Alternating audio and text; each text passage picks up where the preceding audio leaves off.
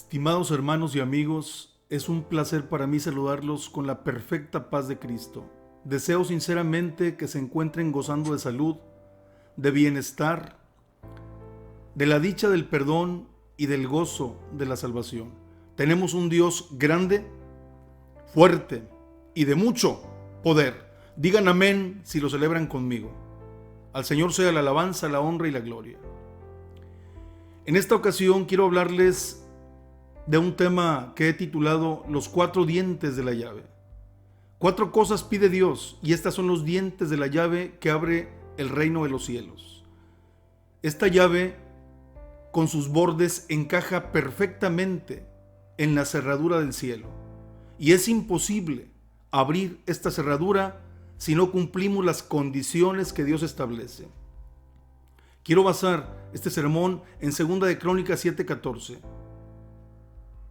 Tome su Biblia, por favor, y vaya conmigo a este pasaje. Si se humillare mi pueblo, sobre el cual mi nombre es invocado, y oraren, y buscaren mi rostro, y se convirtieren de sus malos caminos, entonces yo oiré su voz desde los cielos, perdonaré su pecado y sanaré su tierra. Dios, en los tiempos de Salomón, bendijo a su pueblo con una paz y una tranquilidad heredada por David. Salomón goza de un bienestar, goza de una tranquilidad y de una paz y de un poder y una autoridad por encima de sus enemigos. En los días de Salomón, el pueblo había caído en negligencia, había caído en conformismo. Ellos se vieron expuestos a una lenta pero constante erosión espiritual. Ellos cayeron en un desgaste, en una decadencia por el conformismo. Ellos gozaban de tranquilidad, gozaban de bienestar, y ellos cayeron en un conformismo. Se habían relajado. En el verso 13 encontramos que los cielos estaban cerrados y que la langosta había consumido toda la cosecha. Esto era una prueba, esto era un fuego purificador. ¿Cuántas veces la langosta se come nuestro tiempo, se come nuestra fuerza, se come nuestras finanzas? Pero esto es una condición establecida por Dios para que seamos probados. Al Señor sea la alabanza, la honra y la gloria. El reinado de David fue la época de oro de Israel. Y al sucederlo Salomón le toca disfrutar de días tranquilos, de prosperidad, de descanso, de hostilidades. Cada judío tenía su higuera, eran tiempos de refrigerio. Por eso la Biblia dice que Jehová engrandeció en extremo a Salomón, a los ojos de todo Israel, y le dio tal gloria como ningún rey.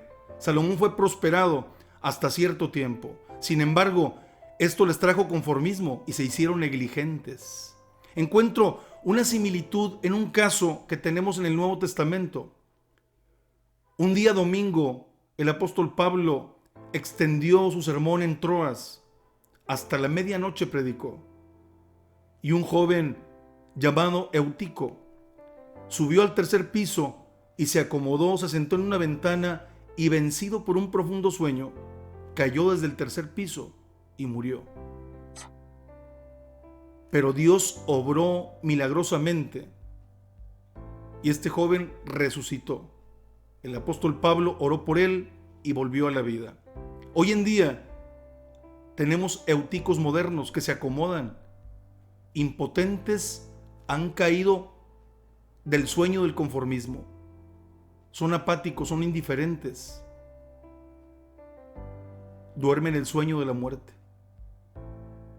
Y la iglesia necesitamos un aditivo espiritual, un Pentecostés, un avivamiento, que el poder, la misericordia, la gracia de Dios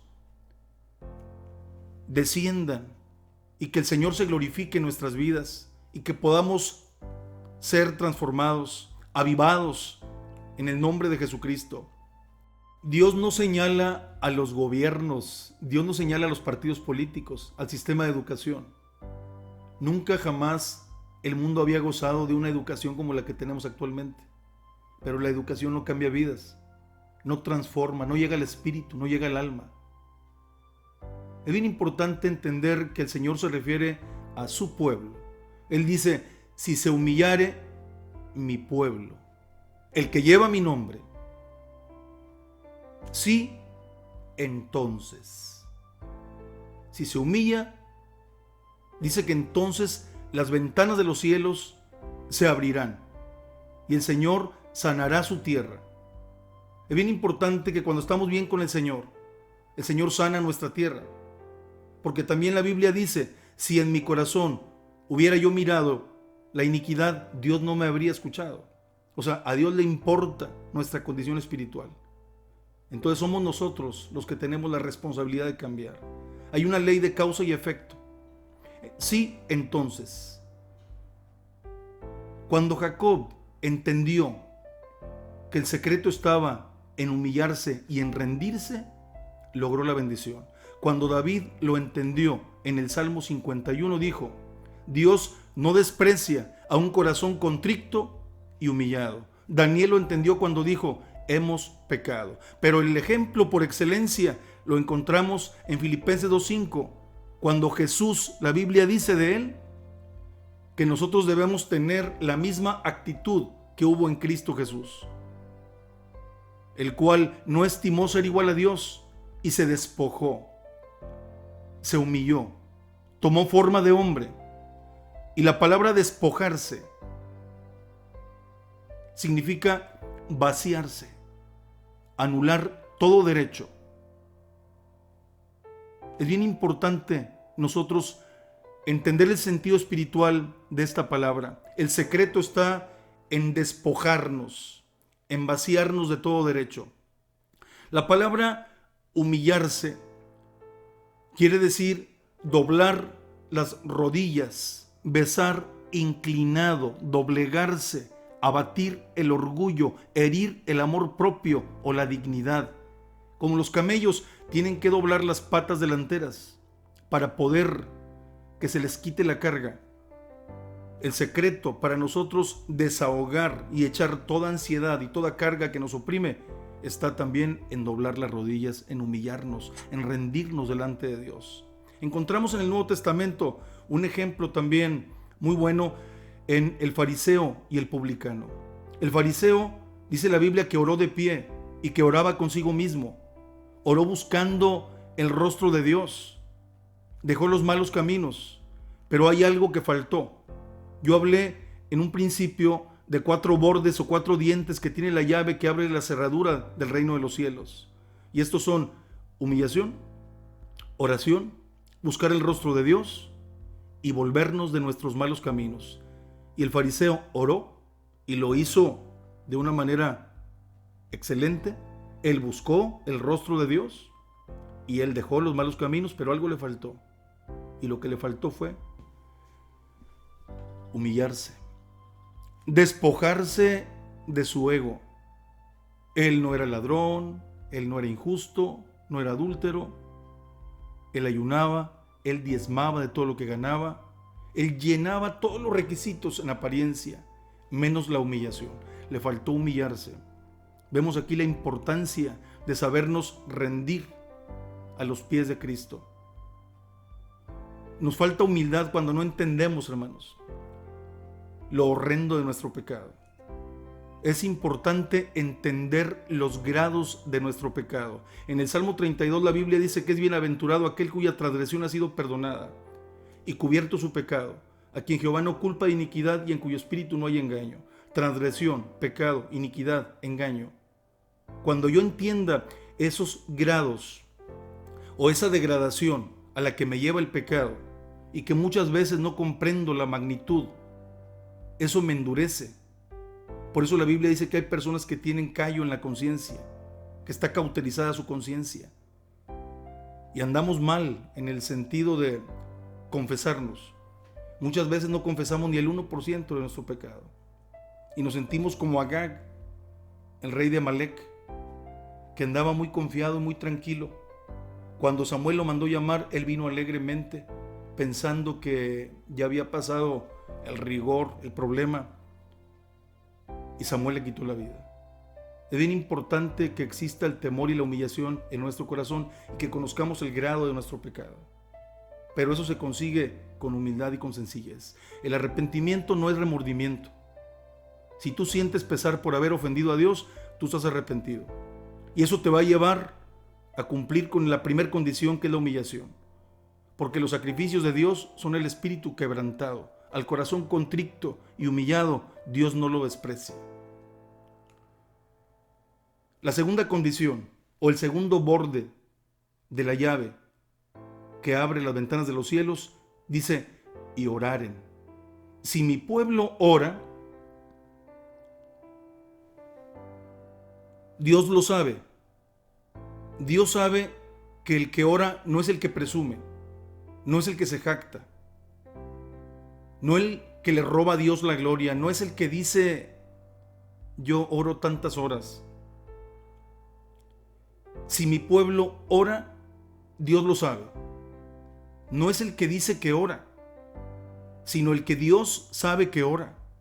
Como cuando dijo de Saulo: porque he aquí, él ora.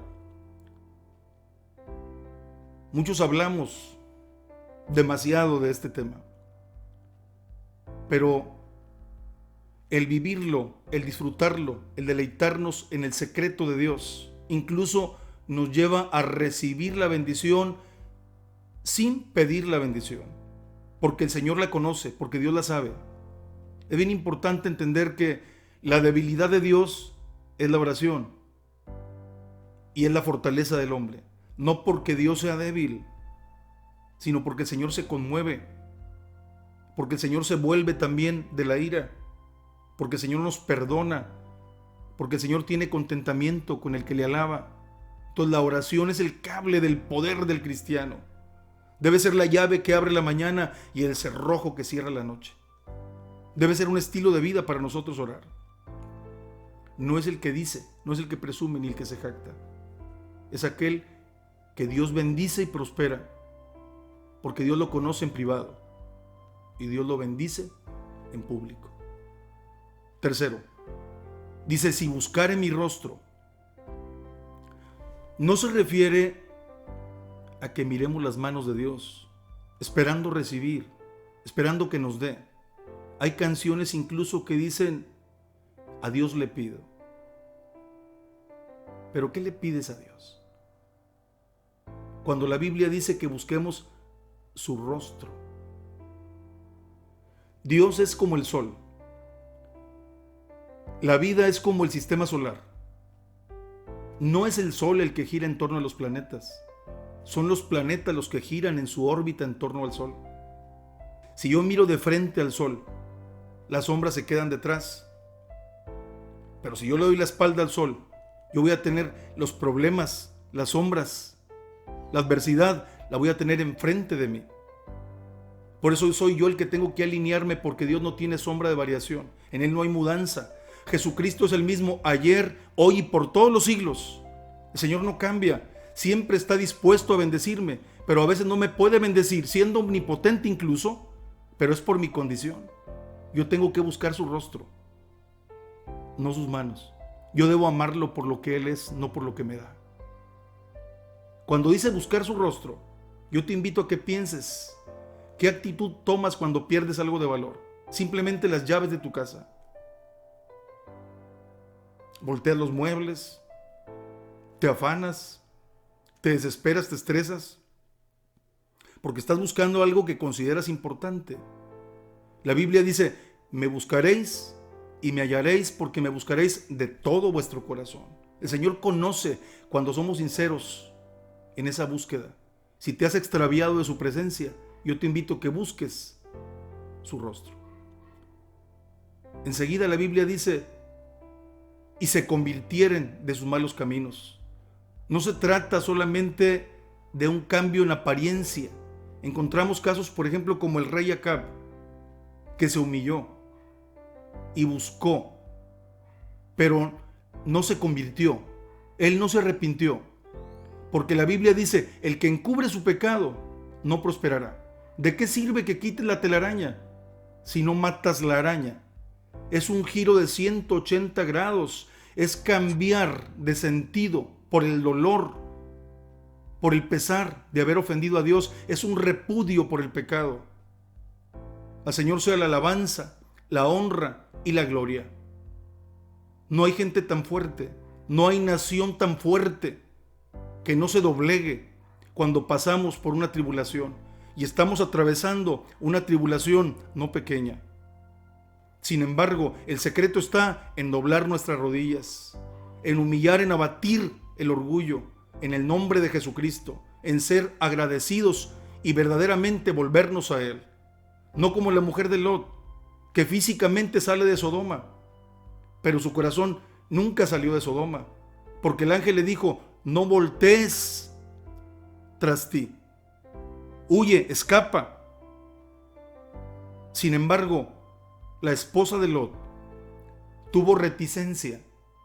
Su corazón no salió de Sodoma, se quedó en Sodoma. Sus afectos se quedaron en Sodoma y ella volteó. Y conocemos la historia. Se trata de que de raíz cortemos con el pecado. Porque si no estás arrepentido verdaderamente y convertido, si se dan las circunstancias, vuelves a ofender a Dios. Aquí es importante entender esto. Un hombre, estando en una tormenta, se humilló. Hizo un pacto con Dios. Le dijo: Señor, si me salvas de esta, yo te prometo 12 toros. Pero cuando se aplacó la tormenta, él pensó que 12 toros eran mucho. Dijo: tal vez 12 chivos. Sí, seguramente Dios es amor y él con 12 chivitos, él va a estar contento, va a estar conforme. Y cuando llegó a la playa dijo: no, los chivos pues no, le dolió. Y él consideró que mejor 12 pollos. Pero cuando llegó al corral y los vio golones, los pollitos, pensó que con 12 nueces era suficiente. Y cuando las llevó al templo, en el camino se las comió. Así somos de ingratos con Dios. Hacemos pactos, pero no los cumplimos. Es importante entonces arrepentirnos verdaderamente. Tenemos casos bíblicos como el de Faraón. Faraón dijo: quítese de mí esta plaga, pero no se arrepintió. Caín dijo: grande es mi castigo para que lo soporte, pero dime dónde encuentras un rastro de humillación, un rastro de arrepentimiento. Job dijo: de oídas te había oído, mas ahora mis ojos te ven. Por tanto me aborrezco en polvo y en ceniza. Comprendió verdaderamente quién era Dios, y él se conoció en la presencia de Dios. Por eso la Biblia dice: si mi pueblo abandona su mala conducta. Se refiere a un estilo de vida. Se refiere a que cada persona tiene que convertirse verdaderamente y aborrecer, repudiar las iniquidades y la maldad. Entonces el Señor dice: yo oiré su voz desde los cielos, perdonaré su pecado y sanaré su tierra. Y tenemos que reconocer que como pueblo de Dios, si el Señor lo dice, el Señor no exagera. Hay pecado en el pueblo de Dios. Hay pecado de soberbia. Hay pecado de falta de fe. Hay pecado de envidia, de celos, de egoísmo, de crítica, de murmuración.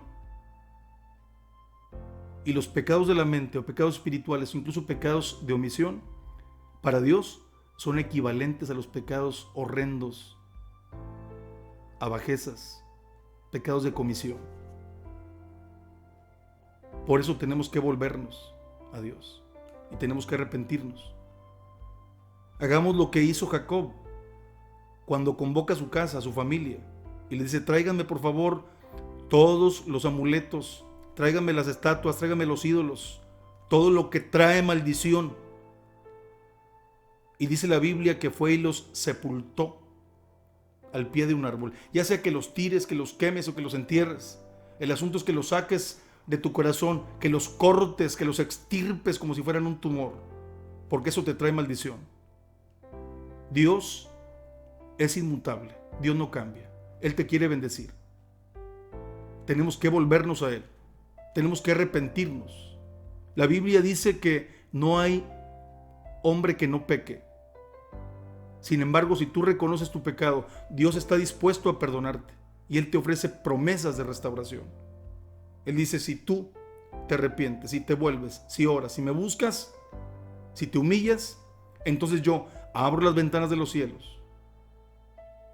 Yo derramo bendición. Yo perdono tu pecado. Yo sano tu tierra. Y yo pregunto, ¿cuántos quieren verdaderamente que el Señor venga a sanar de toda plaga, de todo peste, de todo estorbo del diablo? Que venga a sanar nuestra condición, nuestra mente, nuestra alma, nuestra casa, nuestras finanzas, y que haya prosperidad y que podamos disfrutar de la presencia de Dios. Dios es inmutable. Dios no cambia. Y la tierra toda, la Biblia dice que está enferma. La tierra está en cuidados intensivos. La tierra está sufriendo. La tierra tiene una enfermedad terminal, inmoral, libertinaje. Se traduce como principio de dolores. El sentido que da es dolores de parto. Y cada vez estos dolores son más intensos. Por eso, los hijos de Dios pronto disfrutaremos de una eternidad. Ese es el nuevo nacimiento espiritual que nos espera. Al Señor sea la alabanza, la honra y la gloria. Estimados hermanos y amigos, quiero que me acompañen. Vamos a orar, vamos a buscar la presencia de Dios. Quiero que inclinen su rostro junto conmigo y que haya una actitud de enmienda, que haya una postura de arrepentimiento, de quebranto, de humillación, de reconocimiento de nuestro pecado. Padre de misericordia, todo mi ser se postra ante ti, Señor, y humillado reconozco tu soberanía y tu majestad. Yo te ruego y te suplico en esta hora, Padre Santo, que vengas a sanar, que vengas a confortar, Señor, que vengas a restaurar, Señor, nuestra mente, nuestro espíritu. Señor, queremos volvernos a ti, Padre Santo, y humillado reconocer, Señor, que te hemos ofendido, Señor, que hemos pecado, Padre Santo, que hay faltas, Señor, horrendas, Padre Santo. En el nombre perfecto de Jesús, yo te ruego, Señor, que inclines tus ojos santos. Señor eterno, ven y limpia, Padre Santo. Ven y salva, ven y perdona, ven y restaura, ven y conforta nuestra alma, Padre Santo. Queremos agradarte solo a ti, poderoso Dios, y que nuestra oración suba hasta tu presencia, Señor. Ten piedad, Padre Santo, ten misericordia, Señor. Perdónanos, Padre Santo. Señor, escucha, Señor, nuestro clamor. Inclina tus ojos santos. Abre las ventanas de los cielos, Padre Santo, y ven y sana nuestra tierra, poderoso Dios. Que podamos, Señor, sentir tu mano poderosa, Señor, que nos restaura, que nos levanta, que nos conforta. Yo te lo ruego y te lo suplico, Padre Santo. Inclina tus ojos santos, Señor. Señor, tócanos, Padre Santo. Señor, restáuranos, Padre Santo. Señor eterno, te suplicamos, Señor, que los cielos sean abiertos y poder declarar, Señor, cielos abiertos, Padre Santo, en nuestra casa. Señor, y manda, Señor Santo, una corte celestial. Señor, te pido, Señor y Dios, un vallado de ángeles, Padre Santo, que venga, Señor, a guardar, a librar, a proteger nuestra casa. Te lo suplico encarecidamente en el nombre perfecto de Jesús de Nazaret. Gracias, Padre Santo, porque eres bueno. Señor, mi alma te alaba, mi alma te busca, Padre Santo, mi alma te anhela. Gracias, Cordero Santo. Hermano, amigo, te bendigo en el nombre de Jesucristo. Gracias por tu atención. Que la paz de Cristo gobierne tu corazón.